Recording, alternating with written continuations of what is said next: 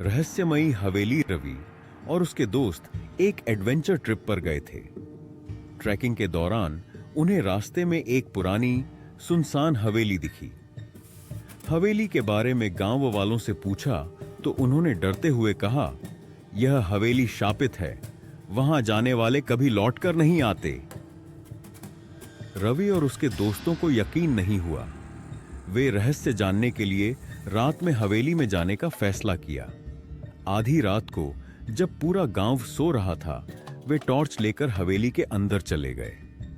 हवेली अंदर से बहुत पुरानी और जर्जर थी। हर जगह धूल जमी थी, लेकिन सबसे अजीब बात यह थी कि वहां एक ताजे फूलों की माला रखी थी, मानो कोई अभी अभी वहां आया हो। जैसे ही वे आगे बढ़े, एक कमरे से हल्की हल्की आवाजें आने लगी। दरवाजा खुलते ही हवा का तेज झोंका आया और मोमबत्तियां अपने आप जल उठी। अब उनके दिल तेजी से धड़कने लगे। तभी अचानक एक बूढ़ा आदमी सामने आ गया। उसकी आंखें चमक रही थीं और उसने कहा, तुम लोग यहां क्यों आए हो?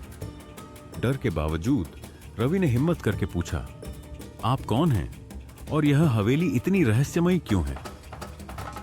बूढ़े व्यक्ति ने एक गहरी सांस ली और कहा, सालों पहले यह हवेली राजा विक्रम की थी, लेकिन एक विश्वासघाती सेनापति ने उन्हें मारकर खजाना छिपा दिया।